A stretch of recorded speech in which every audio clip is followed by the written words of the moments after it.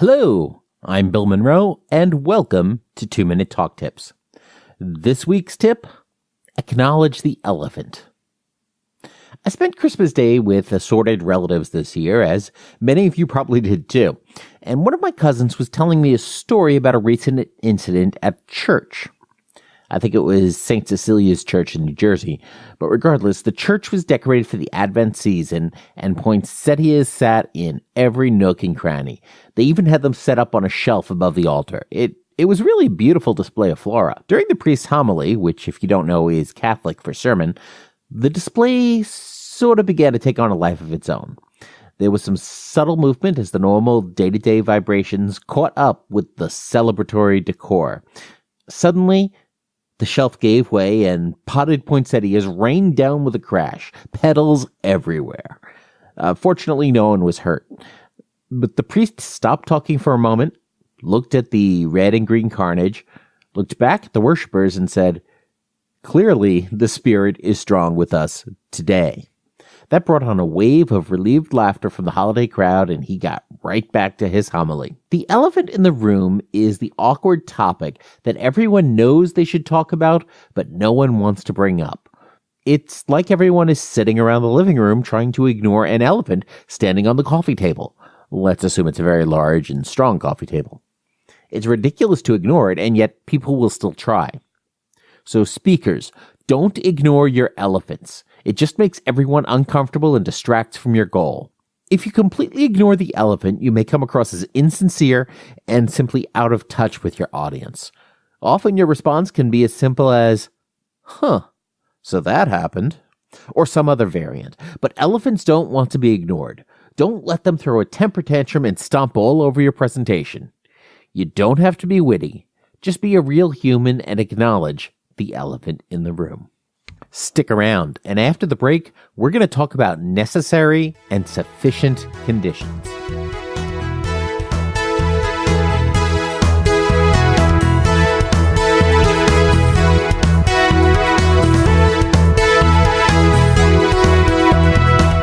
Hey, just a short note before we get into it today. Tim Garber, a friend of 2-Minute Talk Tips, recently appeared on episode 1622 of the 12-Minute Convos podcast with Engel Jones. Clearly, Tim has an affinity for temporally named shows. Visit 2minutetalktips.com/Tim to find all of Tim's podcast appearances.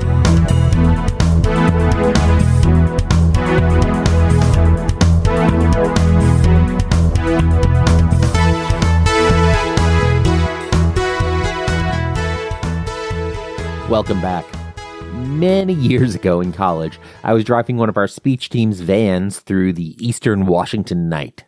My co-pilot and I passed the time listening to Meatloaf's Bat Out of Hell album, which is one of the best road trip albums ever, and talked about philosophical and logical concepts in argumentation as the rest of the team slept or otherwise occupied themselves way in the back.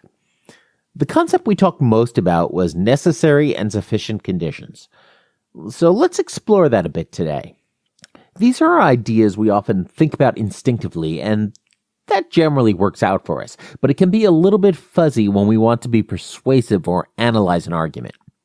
It also means we can sometimes confuse or mix up the order of our arguments without really being sure why. By understanding what is a necessary condition and what is a sufficient condition, we can make cleaner and more compelling arguments. Necessary and sufficient conditions describe the impact certain elements have on the outcome of a process. A necessary condition is one without which the result will not happen. It is a minimum condition, a prerequisite. Meeting a necessary condition does not guarantee the result. However, the lack of it will preclude that result. There may be multiple necessary conditions for a result. Meeting all of them, though, still does not guarantee that result.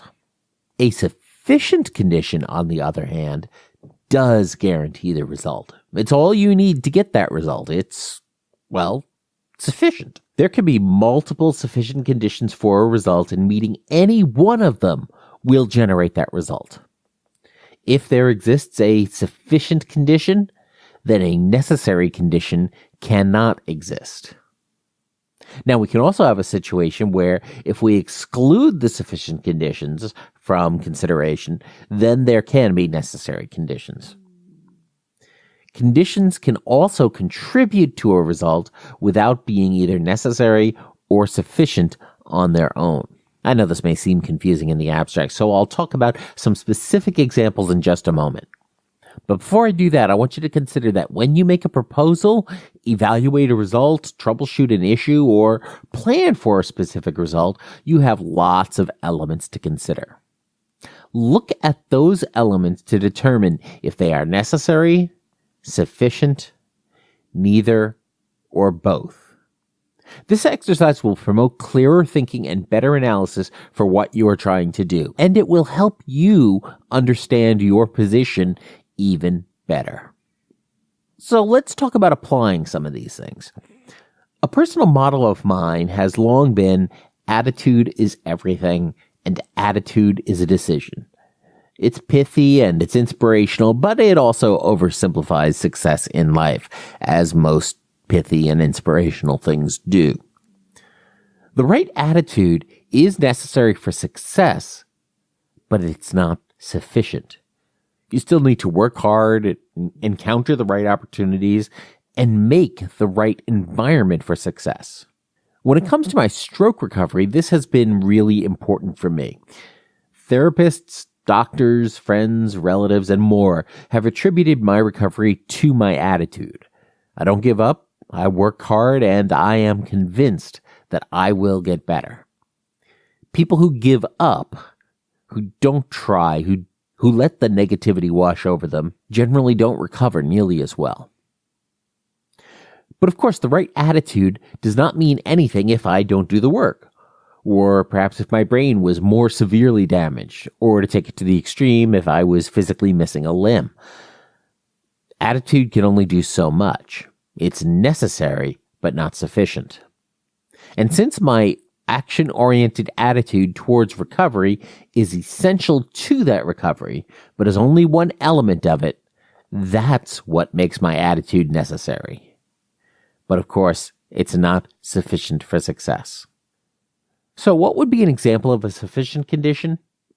Well, we just had the New Year's celebrations here, and a lot of people out there probably overindulged in the alcohol. Seriously though, if you choose to indulge or overindulge, be responsible and don't drive. This does provide some examples. For example, consuming significant quantities of bourbon will get someone drunk. Consuming significant quantities of gin will get someone drunk. Consuming significant quantities of champagne will get someone drunk.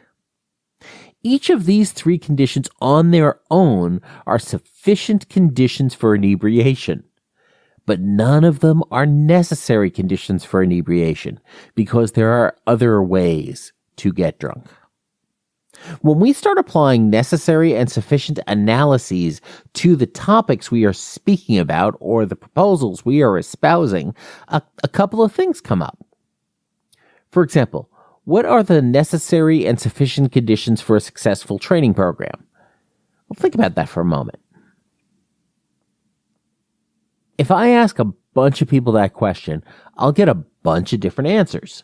And at this point, most of them will be wrong because we haven't defined success yet.